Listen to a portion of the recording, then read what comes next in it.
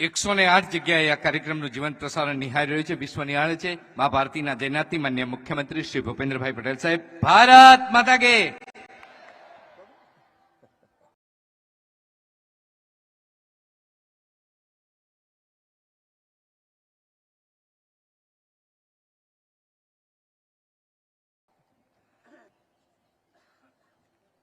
ગુજરાત રાજ્ય યોગ બોર્ડ દ્વારા આયોજિત સામૂહિક સૂર્ય નમસ્કારના ઐતિહાસિક અવસરે આપણી સૌની સાથે મંચ ઉપર ઉપસ્થિત મારા સાથી મંત્રી શ્રી હર્ષભાઈ સંઘવી, જિલ્લા પંચાયતના પ્રમુખ શ્રીમતી તૃષાબેન પટેલ, મારા સાથી ધારાસભ્ય શ્રી સુખાજી ઠાકોર, જિલ્લાના અધ્યક્ષ શ્રી ગિરીશભાઈ રાજગોર, અગ્ર સચિવ શ્રી અશ્વિની કુમારજી, યોગ બોર્ડના ચેરમેન શ્રી શિષપાલજી રાજપૂત, યુવક સેવા અને સાંસ્કૃતિક વિભાગના commissioner Shri Alok Kumar Pandey, collector Shri, DDO Shri, virtual માધ્યમથી જોડાયેલા સૌ મારા સાથી મંત્રીશ્રીઓ, ધારાસભ્યશ્રીઓ, સંગઠનના પદાધિકારી, સામાજિક આગેવાન, સૌ સ્પર્ધક મિત્રો, પ્રેસ મીડિયાના મિત્રો, સૌને મારા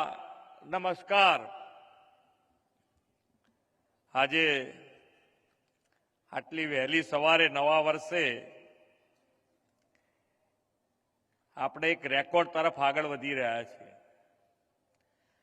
અને નવા વર્ષનો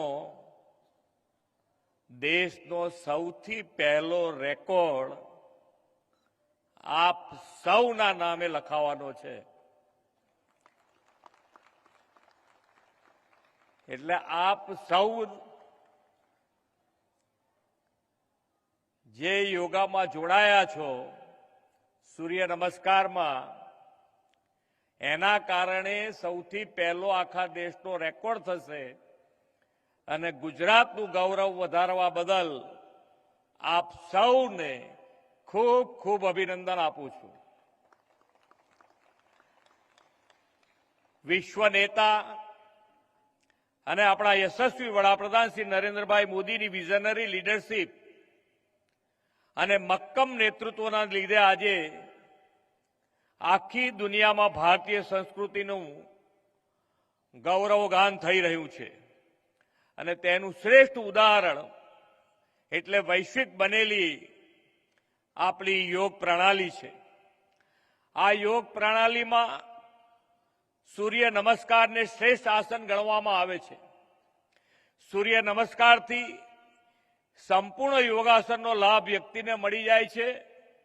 સ્વાસ્થ્યની કાળજીની સાથે તેમાં આધ્યાત્મિકતા પણ જોડાયેલી છે. આજે યોગને વિશ્વના ખૂણે ખૂણે પહોંચાડવાનું ભગીરથ કાર્ય આદરણીય શ્રી નરેન્દ્રભાઈએ પાર પાડ્યું છે. વડાપ્રધાનશ્રીએ યોગ દિવસ ઉજવવાનો યુનાઇટેડ નેશન જનરલ એમ્બેસીમાં 2014માં પ્રસ્તાવ મૂક્યો અને તેને સ્વીકારીને 21મી જૂને યોગ દિવસ તરીકે આપણે ઉજવી રહ્યા છીએ.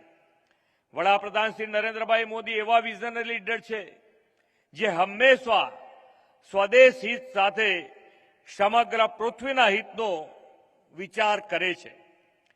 તેમના દિશા દર્શનમાં ભારતે હમણાં G20ની પ્રેસિડેન્સી પણ સમગ્ર વિશ્વ એક પરિવાર ભાવ, વસુધૈવ કુટુંબકમના મંત્ર સાથે સફળતાપૂર્વક પાર પાડી છે. શ્રી નરેન્દ્રભાઈએ યોગ, સૂર્ય નમસ્કાર સાથે સૂર્ય ઉર્જાનું વધુ એક મહત્વ બિન પરંપરાગત ઉર્જા સ્ત્રોત તરીકે વિકસાવીને પ્રસ્થાપિત કર્યું છે. આજે આપણે જ્યાં સામૂહિક સૂર્ય નમસ્કારનું રાજ્ય કક્ષાનું આયોજન કર્યું છે તે સૂર્ય મંદિરની ધરોહર ધરાવતું મોઢેરા ગામ દેશનું પ્રથમ સોલર વિલેજ આદરણીય નરેન્દ્રભાઈએ ની પ્રેરણાથી આપણે બનાવ્યું છે.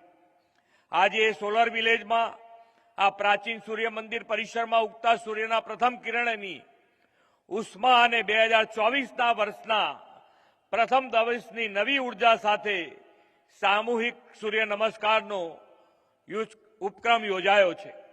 વડાપ્રધાનશ્રીના દિશા દર્શનમાં યોજાયેલું સૂર્ય નમસ્કાર અભિયાન સમગ્ર રાજ્યમાં 1 મહિના ચાલ્યું અને રાજ્યના 15 લાખથી વધારે યોગ પ્રેમીઓ તેમાં જોડાયા. આ અભિયાન અન્વયે ગ્રામ, તાલુકા, જિલ્લા, નગર, મહાનગર કક્ષાએ સૂર્ય નમસ્કારની સ્પર્ધા પણ યોજાઈ હતી. ના આ સ્પર્ધામાં વિજેતા બનેલા સૌ સ્પર્ધકો આજે લાખો રૂપિયાના ઇનામ મેળવવાના છે. તે સૌને પણ હું ખૂબ ખૂબ અભિનંદન પાઠવું છું. સતત બદલાતા યુગમાં હવે લોકો સ્વાસ્થ્ય પ્રત્યે જાગૃતિ વધી છે. બીમારીના ઈલાજ કરતા બીમારી પડ્યા જ નહીં એવી જીવનશૈલીનું મહત્વ લોકોને સમજાયું છે. એવી આરોગ્યપ્રદ જીવનશૈલી માટે યોગ ઉત્તમ ઉપાય છે. વડાપ્રધાનશ્રીના નેતૃત્વના જ પરિણામે યોગની પ્રાચીન પરંપરા સમગ્ર વિશ્વમાં આરોગ્ય સુખાકારીના એક સબળ માધ્યમ તરીકે સ્વીકૃતિ પામી છે.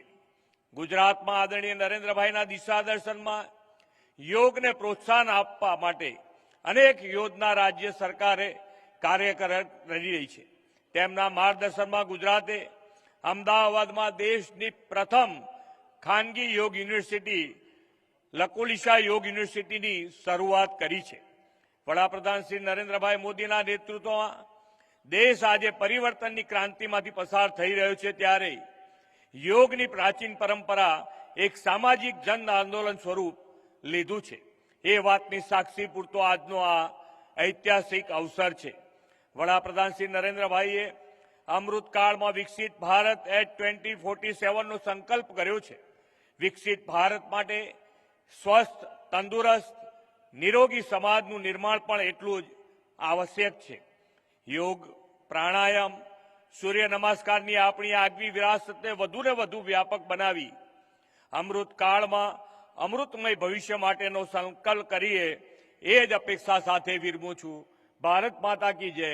વંદે માતરમ. જય જય ગરવી ગુજરાત. ખૂબ ખૂબ આભાર માનનીય મુખ્યમંત્રી શ્રી ભૂપેન્દ્રભાઈ પટેલ.